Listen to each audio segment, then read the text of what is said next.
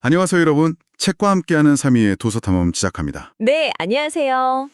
저희가 지난 시간에 레너드 코페트의 명저, 야구란 무엇인가를 보면서 감독의 머릿속이랑 선수들 사이의 복잡한 사인에 대해 알아봤었죠. 네, 정말 흥미로운 내용들이 많았습니다. 오늘은 그 연장선상에서 그라운드 안팎의 또 다른 핵심 요소들을 좀 더 깊이 들여다보려고 합니다. 아, 드디어 그 이야기들이 나오는군요. 네, 바로 전략의 심장부인 벤치, 또 뜨거운 논쟁을 낳았던 지명타자 제도, 그리고 경기의 절대 권력자, 심판, 마지막으로 야구의 개성을 완성하는 구장에 대한 이야기입니다. 네, 오늘 다룰 주제들이 바로 그 야구라는 예술이 펼쳐지는 무대, 또 그 무대 뒤의 연출가들에 대한 이야기라 더 재밌을 겁니다. 좋습니다. 그럼 바로 첫 번째 주제부터 시작해보죠. 바로 벤치입니다. 아, 벤치. 보통 벤치라고 하면 그냥 뭐랄까 후보 선수들이 앉아서 경기를 지켜보는 대기석 정도로 생각하기 쉽잖아요. 그렇죠. 그냥 쉬는 곳. 네. 근데 이 책에서는 벤치를 전략의 사령부라고 표현하더라고요. 특히 투수진 운용에서 그 정교함이 드러난다고요. 맞아요. 현대 야구로 오면서 투수진의 역할이 정말 잘게 쪼개졌어요. 세분화됐다는 말씀이시죠? 네, 이 책에서는 그걸 여러 계층으로 나눠서 설명하는데요. 가장 유명한 건 역시 경기 막판, 가장 위험한 순간에 등판해서 승리를 지키는 마무리 투수. 클로우저. 그렇죠, 클로저. 롤리 핑거스나 데니스 에커슬리 같은 전설적인 선수들이 바로 이 역할로 명성을 떨쳤고요. 근데 마무리 투수 혼자 모든 걸 할 수는 없으니까 그 앞에 나오는 투수들의 역할도 진짜 중요하잖아요. 물론이죠. 8회쯤에 등판해서 마무리 투수에게 가는 다리를 놓아주는 셋업맨도 이제는 뭐 익숙한 보직이 됐고요. 그렇죠. 그런데 이 책의 저자는 거기서 한 발 더 나아가요. 7회 개투 요원이라는 새로운 계층이 생겨났다고 주장을 하거든요. 7회 개투 요원이요? 그건 좀 생소한데요? 네. 이게 뭐냐면 6회나 7회, 그러니까 경기 중반에 가장 큰 고비를 막아내기 위해 투입되는 더 전문화된 역할이라는 거죠. 아하. 예전에는 선발 투수가 최대한 길게 던지고 마무리가 끝내는 시기였다면 이제는 경기의 모든 중요한 순간마다 그에 맞는 전문가를 투입할 만큼 벤치의 전략이 고도화됐다는 증거입니다. 와, 벤치가 진짜 체스 마스터처럼 선수란 말이 움직이는 거네요. 거의 그런 셈이죠. 그런데 체스는 모든 정보가 공개된 게임이지만 야구는 아니잖아요. 현장에서 벌어지는 변수들이 벤치의 완벽한 전략을 무너뜨리는 경우도 많을 것 같은데요. 아주 좋은 지적이에요. 완벽한 계획이 어떻게 처참하게 무너지고 또 그 실패가 어떻게 예상치 못한 승리로 이어지는지를 보여주는 정말 기가 막힌 일화가 하나 나옵니다. 어떤 거죠? 1962년 뉴욕 양키스 경기 이야기인데요. 네. 당시 양키스 감독이었던 래프 후크가 경기 전에 토니 쿠벡이랑 보비 리처드슨 두 핵심 선수를 조용히 불러요. 비밀 지령 같은 건가요? 맞습니다. 이렇게 말해요. 쿠벡, 자네가 출루하면 다음 타자 리처드슨은 내가 별다른 사인을 안 줘도 초구에 무조건 히트앤드런을 시도하게. 와, 사인을 아예 안 내는 작전이라니 상대가 훔쳐볼 가능성 자체를 차단하려는 거네요. 그렇죠. 정말 치밀한 작전이었죠. 그래서요? 계획대로 됐나요? 계획은 그랬죠. 그런데 실제 상황이 닥치자 모든 게 엉망이 됩니다. 아이쿠. 주자였던 쿠벡은 스타트 타이밍을 놓쳐서 늦게 뛰었고 타자 리처드슨은 또 어이없게 공을 헛스윙해버려요. 히트앤드런에서 나올 수 있는 최악의 상황이네요. 주자는 그냥 2루에서 아웃이겠네요? 네, 꼼짝없이 아웃될 상황이었어요. 작전이 완벽하게 실패한 거죠. 근데 여기서부터 진짜 드라마가 시작돼요. 네. 상대팀인 워싱턴의 수비진도 실수를 합니다. 정말요? 이루수랑 유격수 사이에 누가 베이스 커버에 들어갈지 사인이 안 맞아서 둘 다 우왕좌왕하고 있었던 거예요. 세상에. 그 사이 포수가 던진 총알 같은 송구는 주인 없는 2루 베이스를 그냥 지나서 외야까지 대굴대굴 굴러가 버렸습니다. 와, 이게 무슨 양쪽 다 실수를 연발했네요. 그래서 결과는 어떻게 됐어요? 명백히 아웃될 뻔했던 주자 쿠벡은 어부지리로 3루까지 걷고 바로 다음 타자의 안타 때 홈을 밟아서 결승점을 올렸습니다. 양키스가 이겼죠. 정말 황당하네요. 작전을 낸 감독부터 주자, 타자, 상대팀 수비수까지 관련된 거의 모든 선수가 실수를 했는데 결국 최초의 작전을 낸 양키스가 이겼다니. 바로 그 지점이 이 책의 핵심입니다. 야구는 완벽한 각본대로 움직이는 과학이 아니라 실수투성이인 인간들이 만들어내는 예측 불가능한 예술이라는 거죠. 예측 불가능한 예술이라. 네, 최고의 전략도 인간의 실수 하나로 무너질 수 있고 또 그 연쇄적인 실수가 오히려 승리를 가져다 주기도 하는 그런 모순으로 가득 찬 스포츠라는 겁니다. 와, 정말 와닿는 표현이네요. 근데 아이러니하게도 책을 보면 사람들이 그 예측 불가능함을 어떻게든 좀 통제하려고 했던 시도도 있었어요. 아, 그렇죠. 경기가 너무 예측 가능하게, 그러니까 투수 중심으로 흐르니까 재미를 위해 규칙 자체를 뒤흔드는 변화를 준 거죠. 네, 지명타자 제도. 맞습니다. 바로 그 지명타자 제도 아니겠습니까? 정확해요. 타격 실종이라는 장에서 그 배경을 설명하는데 1960년대 야구가 정말 극심한 투고 타저 현상을 겪었거든요. 투수들이 너무 잘 던져서 타자들이 점수를 못 내던 시기. 맞아요. 샌디 쿠펙스 같은 전설적인 투수들이 마운드를 지배하면서 1점대 평균 자책점 투수들이 수두룩 했으니까요. 경기가 너무 투수전 위주로만 흐르면 팬들 입장에서는 좀 지루할 수도 있었겠어요. 시원한 홈런 한 방이 그립고 그렇잖아요. 바로 그겁니다.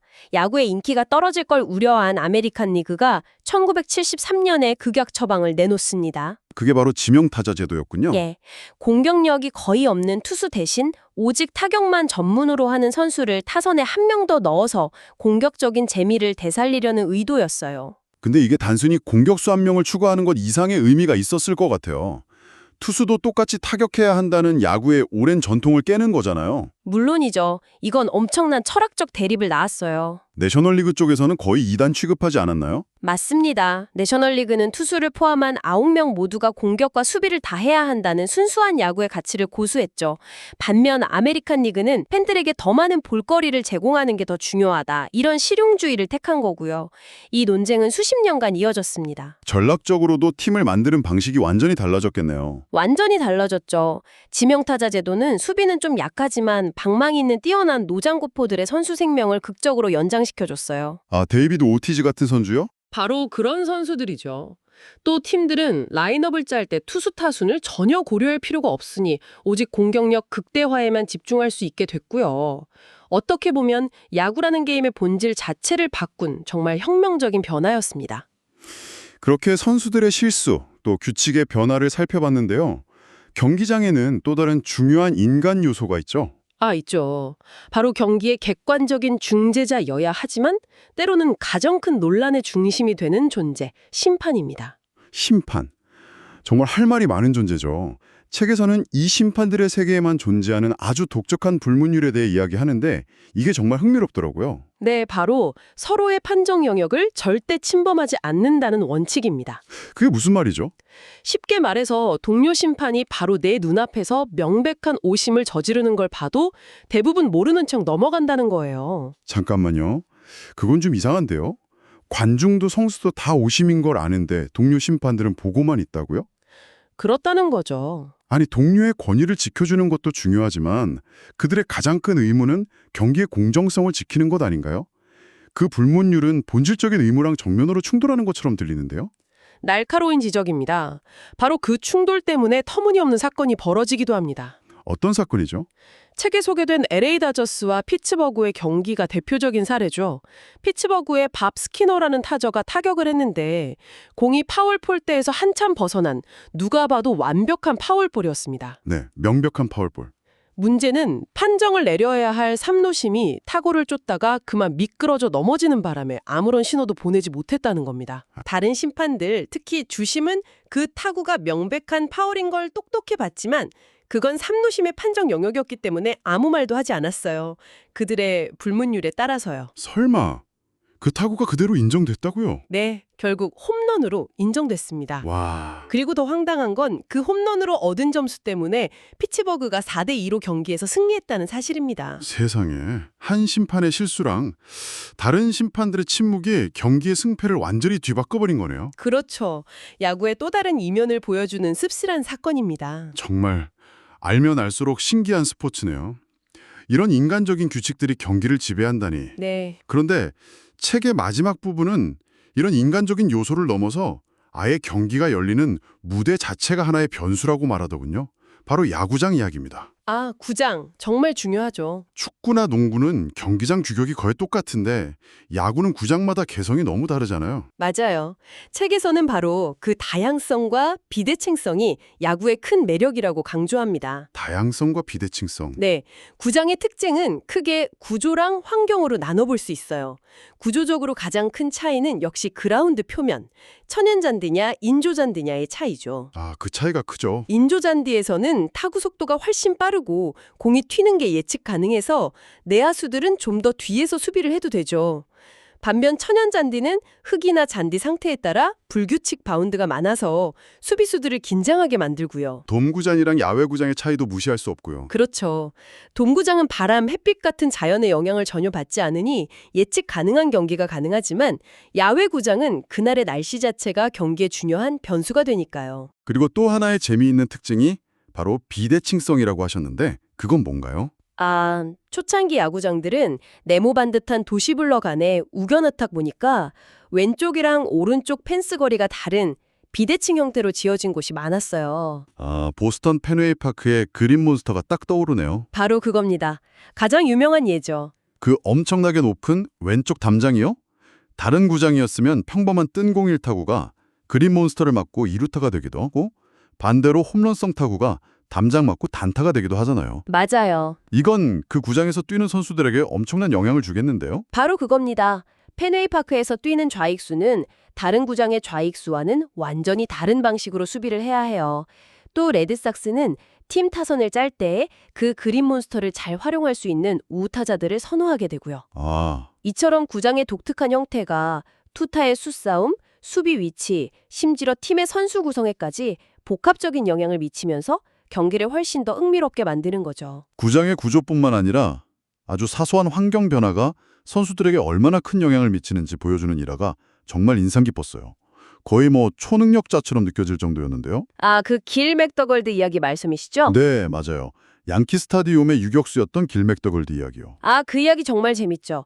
어느 가을 월드 시리즈 경기 중에 맥더걸드가 기자들한테 좀 엉뚱한 말을 합니다. 뭐라고 했는데요? 요즘 이상하다.